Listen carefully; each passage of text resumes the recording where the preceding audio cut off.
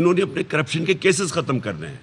انہوں نے جو FIA میں یہ جو شہباز شریف اور بیٹے کا 24 ارب کے کیسز ہیں یہ انہوں نے ختم کرنے ہیں. انہوں نے نیب ختم کرنی ہے. انہوں نے الیکشن کمیشن کو بالکل اپنا غلام، آگے غلام ہے ان کی الیکشن کمیشن. ادھر بیٹھ کے انہوں نے سارا تیاری کرنی ہے کہ جب بھی الیکشن ہو تو یہ اس کو دھاندلی کر کے تو جیت سکے، جو انہوں نے ہمیشہ کیا.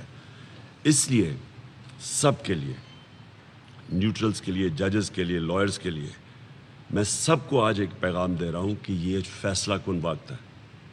اور میں اپنے صحافیوں کو، میں پہلے تو سلوٹ کرتا ہوں وہ صحافی جو آج کھڑے ہوئے ہیں اس ملک کی خودداری کے لیے اور حق اور سچ کے لیے، جن کے پیچھے آج FIRs کاٹی جا رہی ہیں، جن کو غدار کہا جا رہا ہے. جن کو غدار کہا جا رہا ہے وہ قوم ان کو بڑی دیر سے جانتی ہے. یہ وہ لوگ ہیں جن کو سارے لوگ ان کی کریڈیبلٹی مانتے ہیں، جن کے اوپر کاٹ رہے ہیں FIRs، اور پھر جو ڈرایا جا رہا ہے صحافیوں کو. اور میں آج ان صحافیوں سے پوچھتا ہوں جو ہمارے 3.5 سال کے دور میں ہمیں کہتے تھے کہ جی ہم کوئی آزادی رائے پہ پابندی ڈال رہے ہیں. ہمیں جتنی تنقید ہوئی پاکستان کی کسی تاریخ میں حکومت کو نہیں ہوئی. اور مجھے یہ بھی پتہ ہے کہ باہر سے پیسہ کدھر آیا اور کن کن میڈیا ہاؤسز اور صحافیوں پہ لگا جنہوں نے پوری کیمپین ہمارے اگینسٹ چلائی تھی کہ جناب ملک تباہ ہو گیا ہے، معیشت تباہ ہو گئی ہے. معیشت تباہ ہو گئی ہے جبکہ اب تو سٹیٹسٹکس تو جھوٹ نہیں بولتے نا. جو اعداد اور شمار ہیں جو سامنے اب آ گئے ہیں، 2 سالوں میں کرونا کے باوجود 5.6% پہ تیسرے سال میں اکانومی بڑھی، اور اس سال 6% پہ اکانومی بڑھی. جو پاکستان کی تاریخ میں بتا دیں کتنی دفعہ اس طرح کی ڈیولپمنٹ ہوئی، بتا دیں کتنی دفعہ اس طرح کی انڈسٹریل گروتھ ہوئی. کسانوں کے پاس کبھی اتنا پیسہ آیا، اور جو ہماری فصلوں کی جو ریکارڈ ٹوٹے ہیں وہ بتائیں کتنی دفعہ ہوا. IT ہماری آگے بڑھی. ہم یہ پوچھ رہے ہیں کہ وہ ملک جو سب سے بہتر جا رہا تھا بر صغیر میں، سب سے زیادہ روزگار ہم دے رہے تھے پچھلے دوروں میں مقابلے میں، اب تو آ گیا نا اعداد و شمار، سب سے زیادہ روزگار ہم نے دیا تھا. اس کے اوپر انہوں نے کیمپین چلائی. یہ باہر سے فائنینسڈ کیمپین تھی. انہوں نے بتایا کہ حکومت تباہ ہو گئی ہے، اور اب خود ہی نہیں سمجھ آ رہی کہ جو حکومت کی وہ پرفارمنس تھی، آج آپ ذرا دیکھ لیں جو یہ حکومت تجربہ کار کہہ رہے تھے آج ان کے کیا حالات ہیں. تو میں آج خاص طور پہ ورکنگ جرنلسٹ کو، میں ان کو، کیونکہ میں نے ان کو دیکھا ہوا ہے دھرنے کے دوران بھی، میں ان کو آج خراج تحسین بھی پیش کرتا ہوں، کیونکہ یہ وہ لوگ ہیں جو کہ مشکل وقت میں اور مشکل کنڈیشنز میں کور کرتے ہیں. تو ان کو میں آج خاص طور پہ آج داد دینا چاہتا ہوں، کیونکہ ابھی بھی وہ کور کر رہے ہیں، جبکہ پورے مالکان کے اوپر پریشر ڈالا ہوا ہے یہ میڈیا سینسرشپ کے اوپر.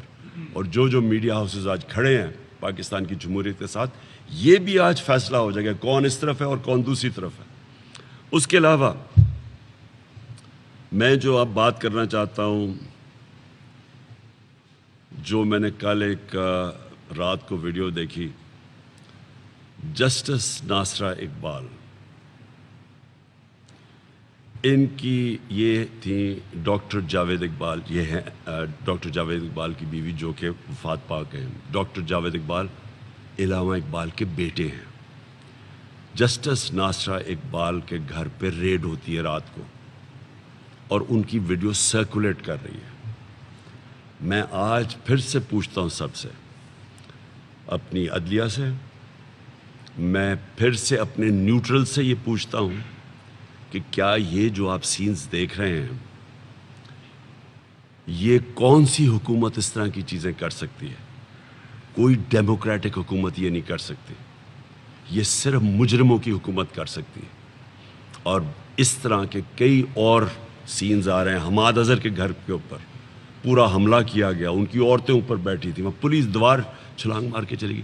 یہ کون سا یہ تقریب کاری ہو رہی تھی؟ کون سی غداری ہو رہی تھی پاکستان سے؟ یہ جس طرح کی ہمیں چیزیں ہمارے MNAs کو پکڑ لیا، کراچی کے اندر MNAs کو پکڑ لیا انہوں نے. تو میں پھر اب آخر میں اپنی قوم کو ایڈریس کرتا ہوں. دیکھیں، میں انشاءاللہ کل پختونخوا سے پورا اور پاکستان کی تاریخ کا سب سے بڑا جلوس نکل رہا ہوں اسلام آباد کی طرف. پختونخوا میں ہر جگہ سے ہمارے پاس قافلے جمع ہوں گے اور ہم اسلام آباد پہنچیں گے. میں اس کو پالیٹکس نہیں سمجھ رہا, میں اس کو جہاد سمجھ رہا ہوں. تو میں اپنی قوم کو پہلے تو یہ کہنا چاہتا ہوں کہ اگر آج کسی کو بھی کسی کی اس ملک میں کسی کی جان کو خطرہ ہے نا, وہ میری جان کو خطرہ ہے. لیکن مجھے اس کی کوئی فکر نہیں ہے, کیونکہ میں اس کو جہاد سمجھتا ہوں, میں اس کو پالیٹکس نہیں سمجھ رہا. میں سمجھتا ہوں کہ ان چوروں کی جو امریکہ لے کے آیا, یہ چور صرف اس لیے کہ یہ ساری چیزیں ان کی مانیں گے, یہ ان کے غلام ہیں, ان کے لیڈرز کے پیسے باہر پڑے ہوئے ہیں. جس طرح 10 سال میں جو 400 ڈرون اٹیکس ہوئے ان دونوں کے دوران, شریف کے اور زرداری کے 400 ڈرون اٹیکس ہوئے, ایک دفعہ ان کے منہ سے ایک لفظ نہیں نکلا, کیونکہ ان کو خوف تھا کہ کچھ بولیں گے تو ان کے پیسے پکڑیں گے. جس طرح آج روسیوں کے پیسے پکڑ رہے ہیں مغرب کے اندر, جو ان کے آف شور اکاؤنٹس, ان کی پراپرٹیز پڑی ہیں. یہ لوگ چوروں کی کیبنٹ 60% بیل پہ, باقیوں کا بھی تفتیش ہو تو باقیوں کا بھی پتہ چل جائے گا کہ ان کے اوپر کیا کیسز ہیں. ان کے لیڈرز جن کے پیسے باہر پڑے ہیں, امریکی ان کو لے کے آئے ہیں ایک سازش کے تحت, اور اس کے بعد اگر یہ سمجھتے ہیں کہ میں ان مجرموں کو مان لوں گا, میں سمجھتا ہوں موت اس سے بہتر ہے, ان کی غلامی سے موت بہتر ہے. اس لیے میں جہاد ڈکلیئر کی ہوئی, اور میں انشاءاللہ کل قافلے کے ساتھ نکلوں گا اسلام آباد کی طرف. میں اپنی ساری آج قوم کو کہنا چاہتا ہوں, یہ جو آپ کو ڈرانے کی انہوں نے کوشش کی ہے, یہ جو کل رات سے ڈرا رہے ہیں, خدا کے واسطے یہ خوف کی زنجیریں توڑ دیں. خوف انسان کو غلام بناتا ہے. یہاں 4000 انگریز تھے صرف ہندوستان میں, انہوں نے 40 کروڑ لوگوں کے اوپر حکومت کی ہے. خوف کے تحت لوگ ڈرے ہوئے تھے. خوف انسان کو غلام بناتا ہے. ہمارے سامنے افغانستان, جب بھی افغانستان کے اوپر کوئی باہر کی قوت آئی ہے وہ کھڑے ہو جاتے ہیں, اور وہ ان کے اوپر کوئی نہیں حکومت کر سکا. سپر پاورز کو وہ شکست دے چکے ہیں, ہار نہیں مانتے وہ, کیونکہ انہوں نے خوف کے اوپر قابو پایا ہوا ہے. ہم 22 کروڑ لوگ کیا ان چوروں کے نیچے ہم ان کی حکومت تسلیم کریں گے اس لیے کہ ہمیں ڈر ہے ہمیں جیل میں نہ ڈال دیں؟ میں آپ کو کہہ رہا ہوں کہ مجھے تو اپنی جان کی فکر نہیں ہے, آپ کو جیلوں سے ڈر ہے. کتنے لوگوں کو جیلوں میں ڈالیں گے بتائیے, کتنے لوگ جیلوں میں چلے جائیں گے؟ کہ کیا اتنی پولیس ہے کہ اتنے زیادہ جو عوام کا سمندر ہے جو نکلے گا اور جو نکلنا چاہتا ہے, کیا ان کو ڈالیں گے جیلوں میں؟ نہیں ڈال سکتے. آپ نے کسی قسم کا خوف نہیں دیکھا. اگر انہوں نے ہمارے جو لیڈرز ہیں جو ہمارے تحریک انصاف کے, ان کو جیل میں ڈالتے, فکر نہیں, اب سب لیڈرز ہیں, اب سب نے نکلنا ہے. اسلام آباد اور پنڈی کے اندر اگر انہوں نے سارا بند کر دیا, اسلام آباد اور پنڈی کے لوگوں نے نکلنا ہے. کوئی اتنی پولیس نہیں ہے کہ وہ ساروں کو کچھ کر سکے گی. وہ صرف تب تک ہے کہ وہ تھوڑے سے لوگوں کو پکڑ کے آپ کو ڈرا دیں گے. پھر سے قرآن کی آیت ہے, جو لوگ ایمان لے آئیں میں ان کے خوف دور کر دیتا ہوں.